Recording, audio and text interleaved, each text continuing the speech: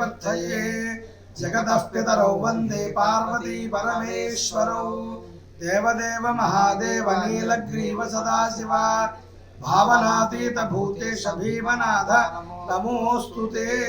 बालात्रिपुर सुंदरी समेत భీమేశ్వర స్వామి వారి ఆలయం సామర్లకోట పంచారామ క్షేత్రం ఈ రోజు ఆర్ద్రా నక్షత్ర సందర్భంగా కార్తీక మాసంలో వచ్చేటువంటి ఆర్ద్రా నక్షత్రం రోజున చక్కగా విశేషంగా స్వామివారి అమ్మవార్ల తెప్పోత్సవం అనేటువంటి ఉత్సవం జరుగుతుంది। దీనికి చక్కగా విఘ్నేశ్వర పూజతో ప్రారంభమై చక్కగా స్వామి అలంకార భూషితమైనటువంటి తెప్ప మీద స్వామివారి సేవా కార్యక్రమం వేదస్వస్తి చక్కటి బాణసంచారణమున అలాగే విశేషమైనటువంటి వేదస్వస్తి వేద పండితుల చేత చక్కగా ఆలయ దేవాదాయ ధర్మాదాయ శాఖ అలాగే ఆలయ అర్చక స్వాములు పండితుల చేత నిర్వహింపబడుతూ సుప్రసిద్ధమైన ఈ క్షేత్రంలో జరిగే తెప్పోత్సవం విశేషం ఏంటంటే ఈ పార్వతీ పరమేశ్వరుడు అనుగ్రహం వల్ల ఈ తెప్పోత్సవం చూసిన వారికి చేయించిన వారికి దగ్గరుండి తిలకించిన వారికి ఆ మంత్రాలను విన్నవారికి కూడా ఆ కుటుంబాల్లో ఉన్నటువంటి దంపతులందరికీ కూడా అన్యోన్యం కలుగుతుంది।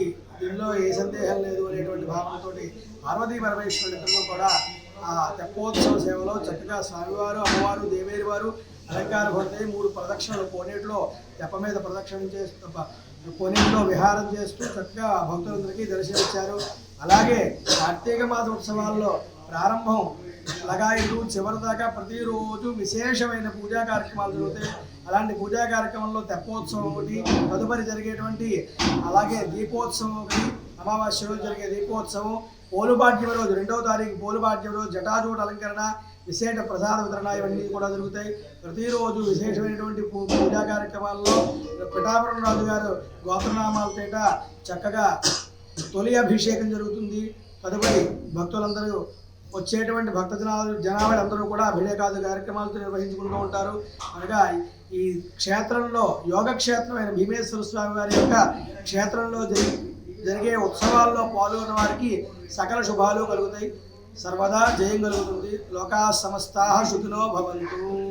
ఈశ్వర సర్వభూతానాం బ్రహ్మాధిపతిర్బ్రహ్మణోధిపతిర్బ్రహ్మ శివో మే అస్తు సదా శివో।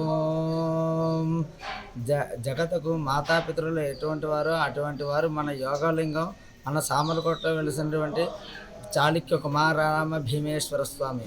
ఈ భీమేశ్వర స్వామి విశిష్టత ఏమిటంటే సంతానం లేని వారికి సంతానము, ఎటువంటి వాళ్ళకైనా ఈ కార్యసిద్ధి కలుగుతుంది। అందువల్ల ఇది యోగలింగంగా ప్రసిద్ధి చెందింది।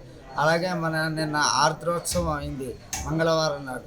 అందువల్ల ఆర్ద్రోత్సవం అంటే చాలా అది దాన్ని చూడటం వల్ల సంతాన సౌఖ్యము, తర్వాత కుటుంబంలో ఉన్న ఎటువంటి బాధలు కూడా పోయి సుఖశాంతులతో ఉంటారని ఆ స్వామివారు ఆ యొక్క తెప్పోత్సవం ఆర్ద్ర నక్షత్రం రోజు నాడు చేస్తారు। అది ఏ రోజు వచ్చినా సరే ఆర్ద్రోత్సవం రోజు నాడు చేస్తారు। లోకా సమస్తా సుఖినో భవంతు। మరిన్ని వీడియోస్ కోసం ఛానల్ ని సబ్స్క్రైబ్ చేయండి। లేటెస్ట్ అప్డేట్స్ కోసం వాట్సాప్ ఛానల్ ని ఫాలో అవ్వండి అండ్ లింక్ డిస్క్రిప్షన్ లో ఉంది।